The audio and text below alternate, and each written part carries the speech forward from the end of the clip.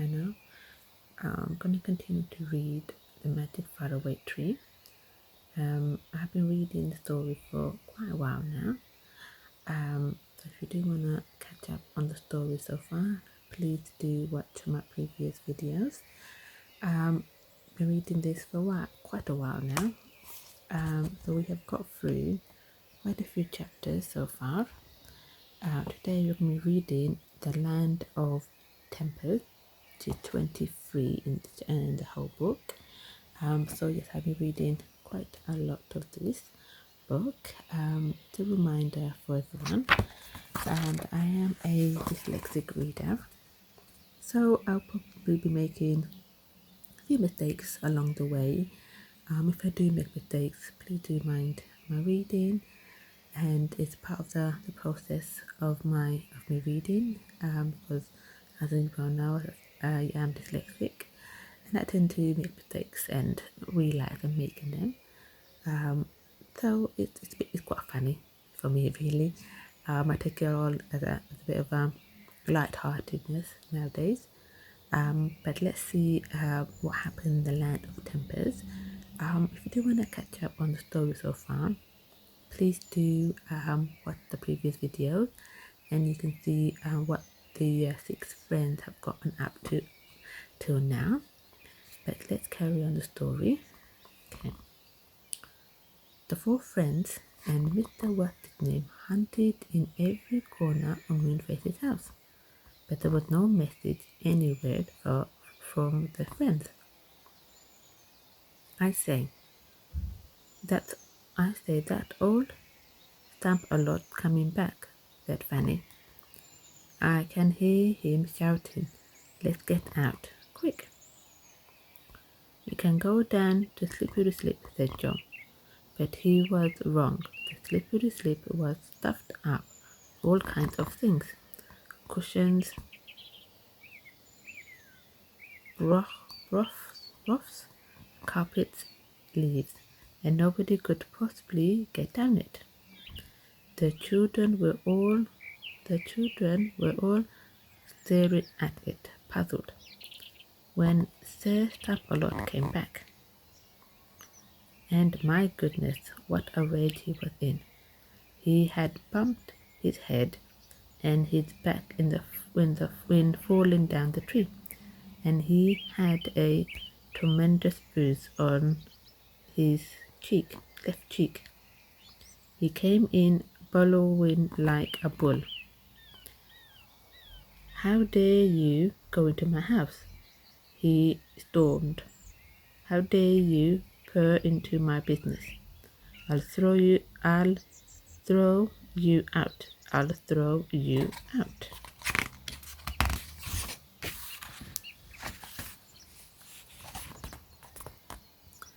He tried to get hold of Fanny, but Joe and Rick stopped him. We're 5 to 1, said Joe. You might as well keep your temper, or we may do a bit more throwing out too. We're going because we can only get fibs out of you. And it's quite plain that our friends are not here. But you'll feel very sorry for yourself when we do find our friends, and we will come back to tell you what we think. Stamp-a-Lot was furious. He began to throw things after the children and What's-his-name. As soon as they had gone out of the house, crash! That was a clock. Clatter! That was a picture. Bang! That was a chair. Oh dear! Poor Moonface won't find a single thing in his house when he gets home, said John, dodging a soup plate that came flying past his head. Now what shall we do? Perhaps we had better go down to Suki's house and see if we can find anything from Yell around, Lady Yell around, or whatever her name is. Nobody will want to see Lady Yell around, but they saw her before they expected to. As they climbed down to where Dame Washerlot lived, they heard a furious quarrel going on.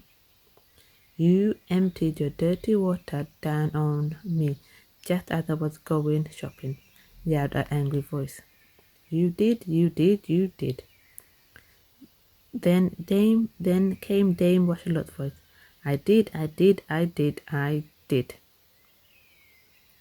I did, I did, I did I?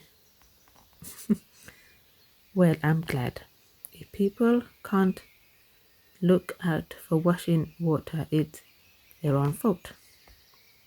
Look how wet I am. Look at me. Come, came the other voice. I don't want to look at you.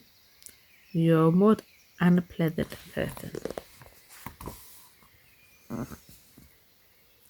said Dame Washerlot.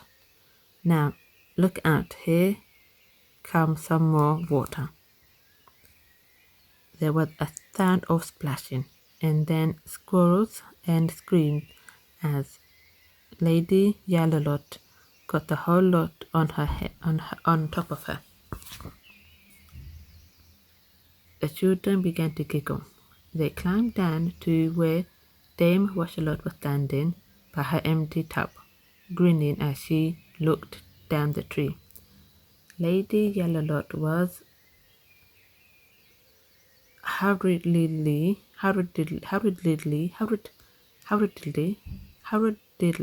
climbing down, dripping wet, her shopping basket still in her hand.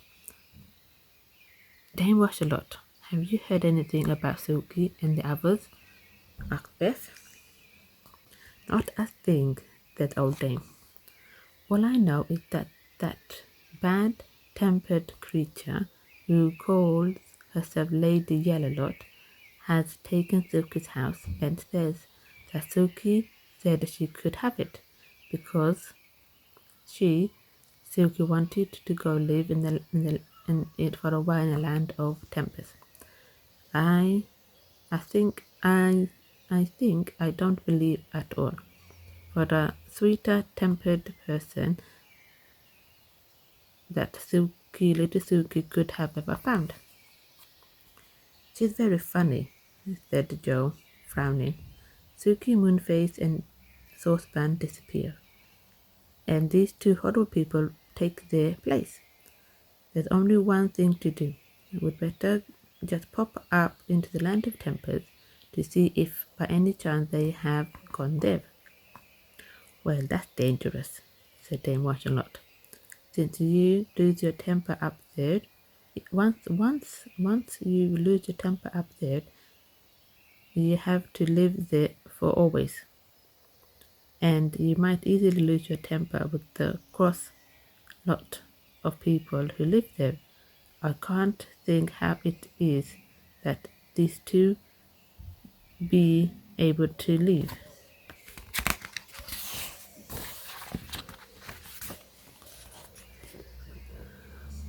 It does sound dangerous, said John, but I think we could all keep our tempers, if we knew we had to. Anyway, I simply don't know what else to do. Perhaps it would be best if I just went by myself. Then the others wouldn't have to risk getting into danger.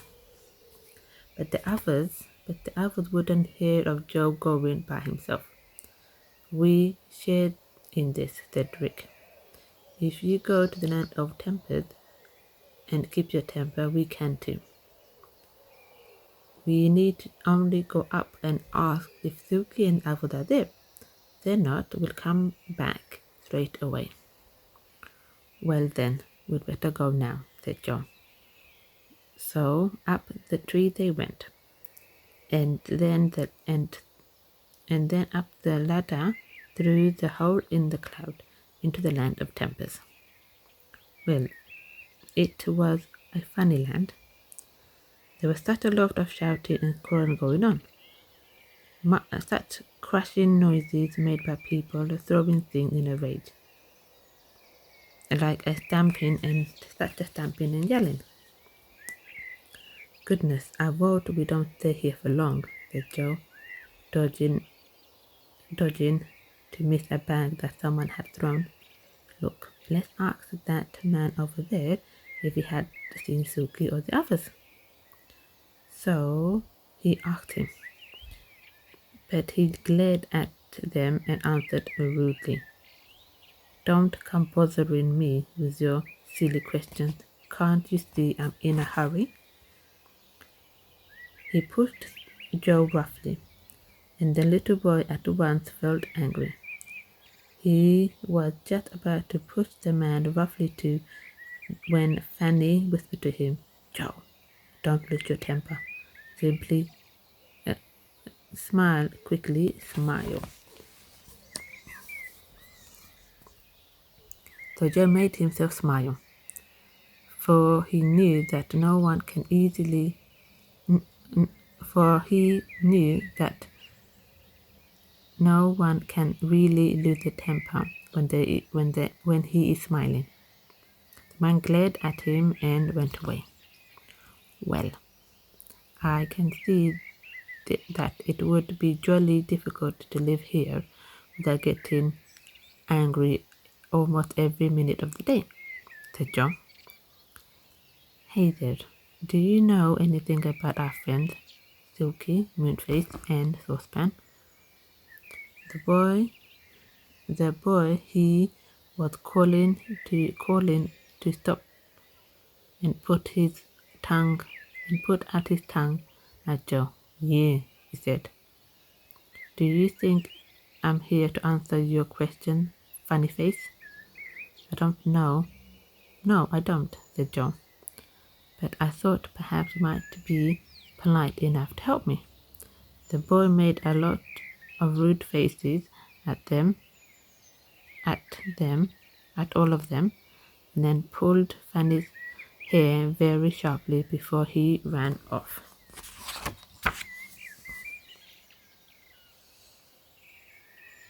Rick and Joe felt angry because they saw the tears come into Fanny's eyes.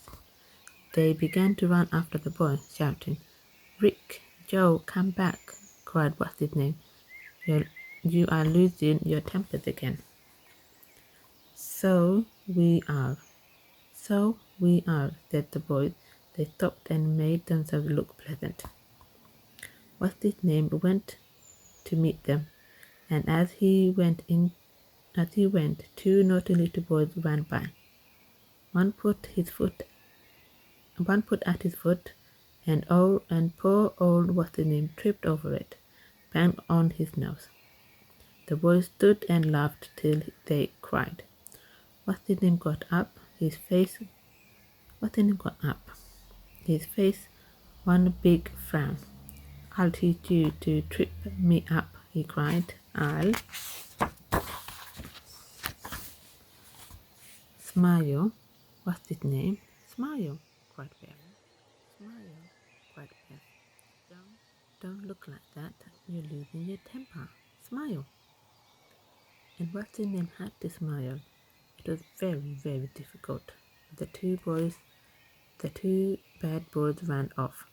The children went walking on, telling themselves they must remember whatever happens not to lose their temper. They met a very grand-looking fellow wearing a gold chain around his shoulders. They thought he must be one of the head men of Land of Tempest, and nobody liked to speak to him. But suddenly Fanny called to him. Do you know where Sir Stamp-a-Lot and Lady Yellowrand are? She said. The hauntingly looking man stopped in surprise. No, I don't, he said. They have disappeared, and I am very angry about it. Do you know where they are? Yes, I do, said Fanny boldly. Where are they then? Asked the man. I'll tell you the answer to your question if you'll answer one of mine, said Fanny. Very well, said the man. Have our friends Suki, Moonface, and Saucepan come to live here for a while? Asked Fanny. Certainly not, said the man. I've never heard of them. No one is allowed to live here unless they first lose their tempers and then get permission from me to take a house. And now tell me where Stamp a Lot and Yell Around are. They have escaped from your land and are living in the faraway tree, said Fanny. But they are not allowed to be there. But they are not allowed to do that, cried the headman. How dare they? I don't even know we were near the faraway tree. Wait till I teach them. I'll shake them till their teeth rattle. I'll scold them till they shiver like jellies. Well, what? Well, that would be very nice, said Fanny. Goodbye, we're going. The others joined her as she ran toward the hole in the cloud. How brave and clever you are, Fanny, said Joe. I should never have thought of that. I'm quite sure that Silky and the others ain't up here. I am very afraid of that head man, said Fanny. I just couldn't speak a word more to him. Hurry up, let's get back to the tree. Silky isn't here. I can't imagine where they all are. There's something very, very mysterious about it. They all climbed down the ladder to the tree, grateful to have leave behind the horrible land of tempers. They went down to Silky's house and peeped in at the window. Lady Yellow-Lot wasn't there. I vote we go in and have a look around, said Joe. The door was locked, and the key had been taken. Bother! I'm sure I do know what to do, said Joe. But we simply must do something. Oh dear, okay, so they are not in the land of tempers. But where have the three friends gone? And why has Sir Stamp-a-Lot and Lady Yell-Around taken their home? Okay, then that's a bit of a worrying situation there. So 3 friends have disappeared and 2 have taken up residence in their house. So we shall see what happens next time, which is going to be, the next story is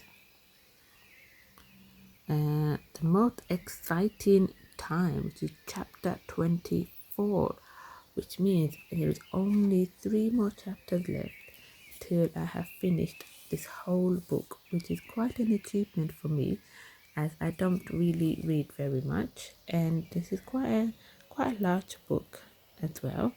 I do have liked reading this book. It's been adventurous, but I will be coming back next time to find out what happens in the next chapter, which is called the most exciting time. So until next time, guys, I'll see you soon, and please do tune back to my channel next time to find out what happens in the next story. Please do subscribe and catch up on the story so far if you haven't already. Okay guys, until next time.